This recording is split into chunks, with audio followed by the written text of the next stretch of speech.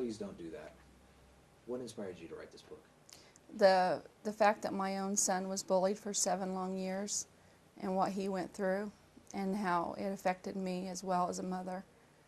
I went through all the right channels. You know, I started out talking to the teachers and then going to the principal and then going to the school counselors, and everything that I told them fell on deaf ears. I was told kids will be kids, boys will be boys. I was also told that everybody gets bullied and that he was just going to have to learn how to deal with it. And I did not believe that was right. Was this one bully? Was this several people? Several bullies. What kind of things did he experience? It began in the 1st grade, and it started with name calling. He was a little overweight, so of course they called him fat. They called him stupid, and he was born with a learning disability, so they targeted him for that, and they called him retarded. They called him a moron. They told him he was ugly, that everyone hated him, that no one wanted him around. As he got older and got into junior high, it started beginning to get physical. They would shove him into lockers and then yell at him to make it look like it was his fault. They would knock books out of his hand as he walked down the hallway. They would punch him in the back. They would hit him in the back of the head and then laugh and make fun of him. They targeted him a great deal in the lunchroom, you know, because kids do have a lot of freedom in the lunch cafeteria.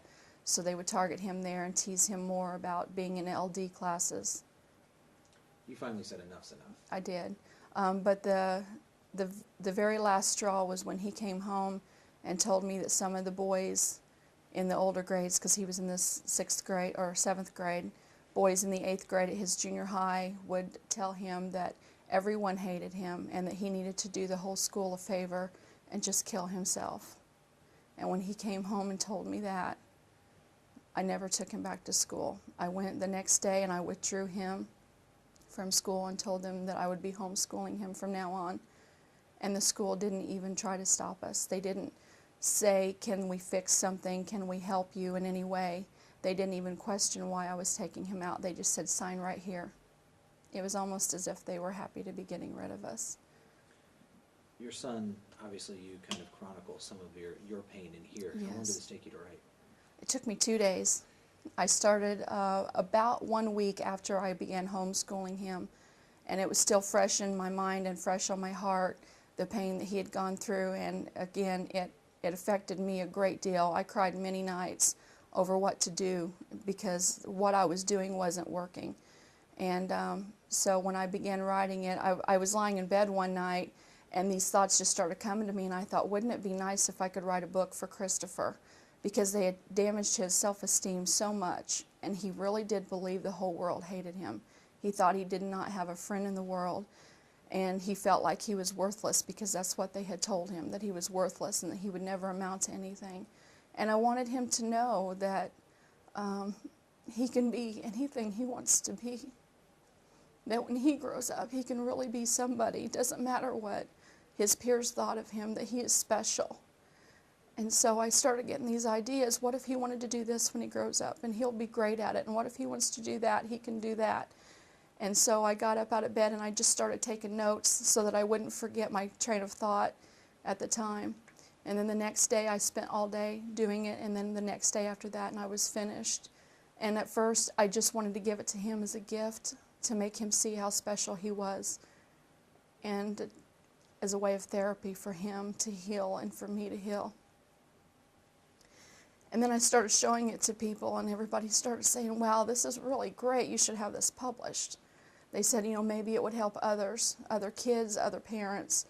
And I really didn't take it seriously at first, but then the more people I showed it to, and the more they said, you really should have this published. This needs to be out there. I started searching for a publisher. I started sending the script off to many, many different publishers, and I was rejected by every single one. They all told me I had to have an agent, or they wouldn't accept unsolicited material.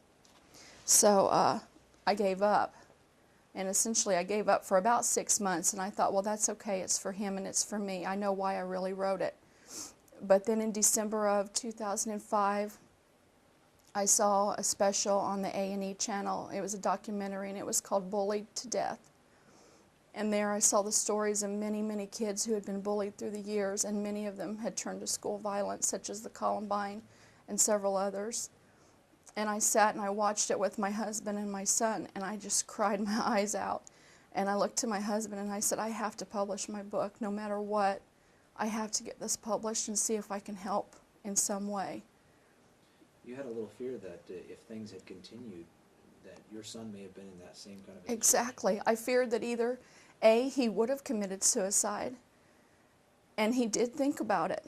Through talks, I learned that he had thought about it. In fact, one reporter even asked him, she said, Chris, did you think about killing yourself? And he said, yes, I had thought about it.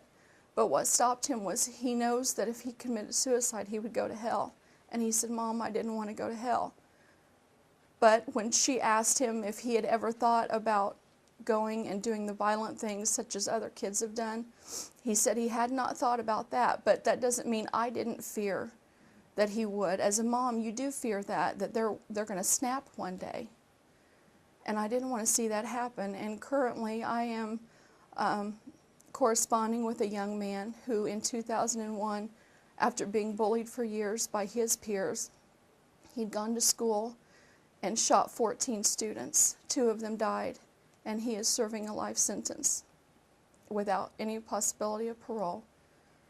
And I just have such a tender spot in my heart for him because I realize that could have been my boy. I don't condone it at all, but I do know that my son could have resorted to that. A lot of kids that are being bullied don't have parents as concerned as you. That's very true. It sounds to me like Chris is very, very fortunate. Thank you. What kind of advice do you give to those parents out there that don't know what to do? They just have no clue where to start.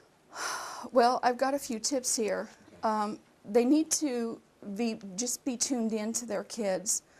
Some of the symptoms of a kid being bullied is that they are a loner. If they tell you that they have no friends whatsoever, or if they tell you that everyone in the world hates them, that is a very good sign. That's what my son did. He was convinced everyone hated him because that's what he'd heard from school, that everyone did hate him. If they fake sick, and they often want to stay home telling you that they're sick. And for that one, I suggest that if you know your child is not sick, and I began to see that he was sick more and more and more often when I didn't believe that he was sick. I think that parents need to take the initiative. Don't shrug it off. Ask your kids outright. Come right out with it and ask them if they are being bullied at school. And expect them to deny it at first, because many of them will, because they're ashamed that they are bullied. Also, they fear retaliation. I know my son, several times, he told me he was afraid for me to report it at school because he was afraid that it would be worse. Although he was not shy about telling me, he didn't want me to tell the school. I did it anyway. Also, if they do poorly in school, if you know your kid can do better in school but they're suffering with bad grades, there's a good reason for that. Chances are he or she is being bullied and they're very distressed about it. I would say reach out and either start a support group or look for a support group with other parents, because we have to work together. There's just no doubt about it. We have to work together if we're going to combat this.